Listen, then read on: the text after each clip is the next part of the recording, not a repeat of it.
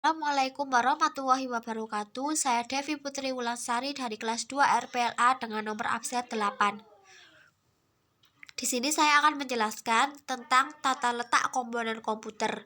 Yang pertama adalah motherboard.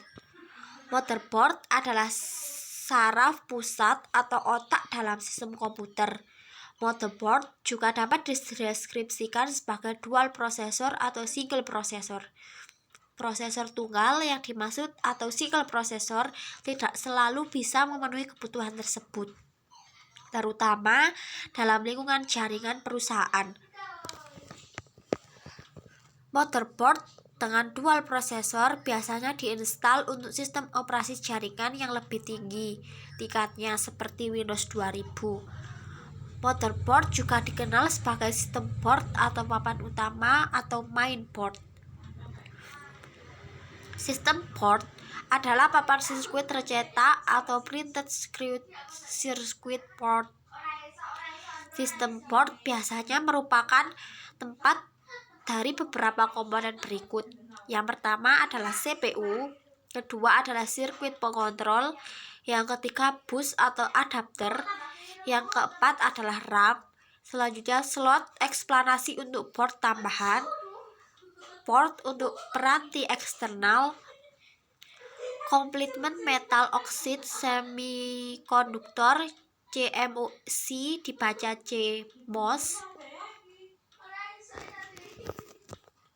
read only memory atau ROM lainnya, dan chip BIOS. Form factor motherboard. Papan sirkuit tercetak printed circuit dibuat dari bahan fiberglass.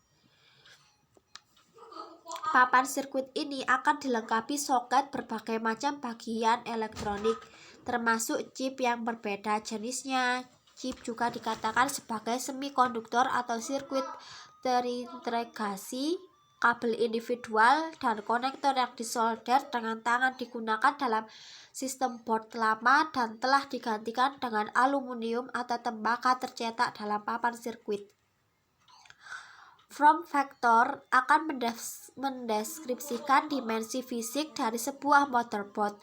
Dua jenis form factor yang sering digunakan adalah motherboard Baby IT dan motherboard ATX.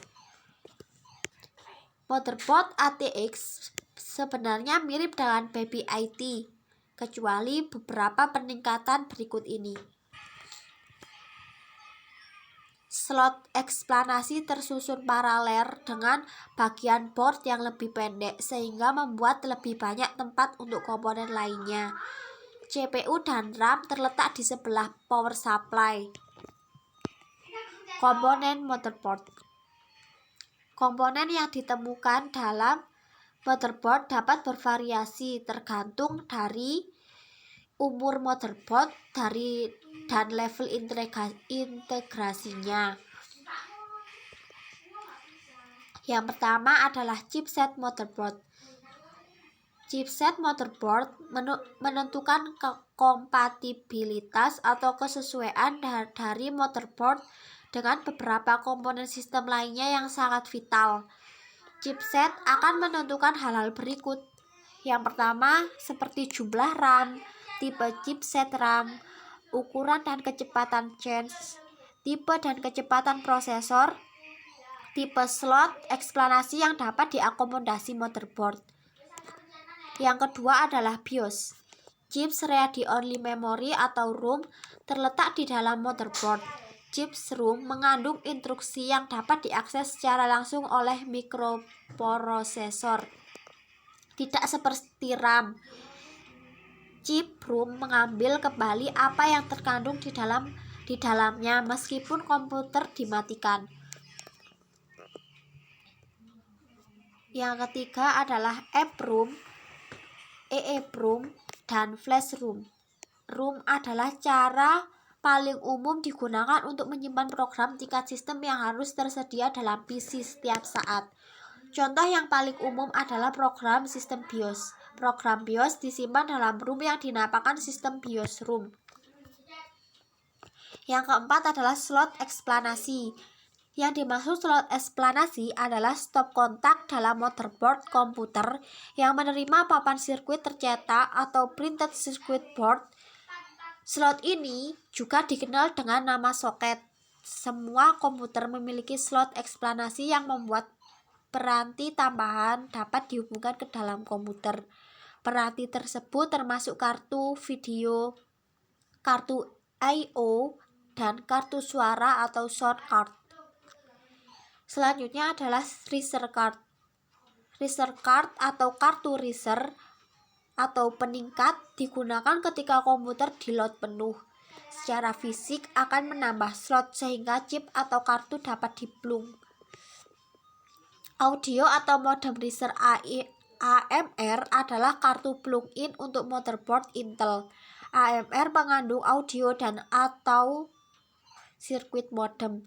CNR adalah interface 30 pin yang mengakomodasi dua format dan membuat variasi audio atau modem dan audio atau network menjadi mungkin dilakukan.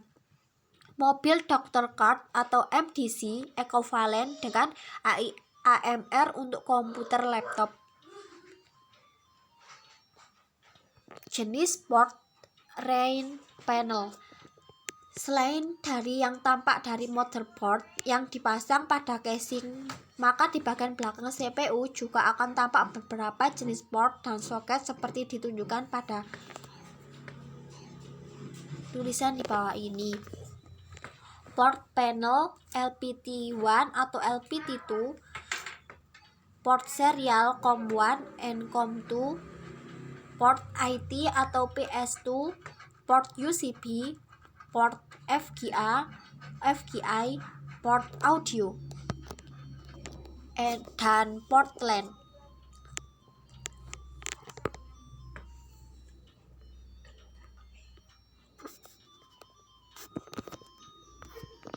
Konfigurasi motherboard.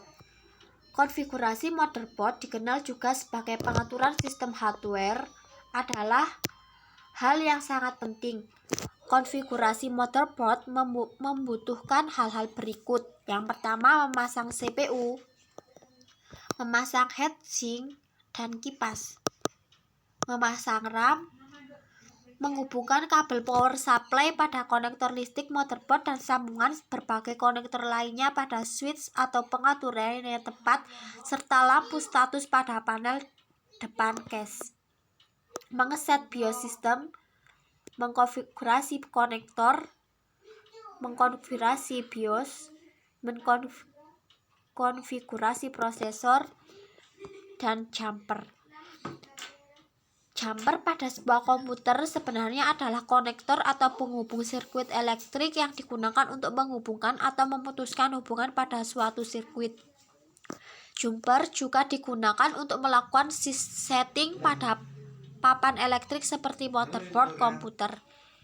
Ada beberapa jumper, yaitu jumper clear CMOS, jumper boost clock and boost speed, jumper boost ration, jumper FGA, jumper sound, jumper USB power, jumper memory atau RAM, dan jumper pada hard disk atau optical disk atau CD-ROM, DVD, dan lain-lain.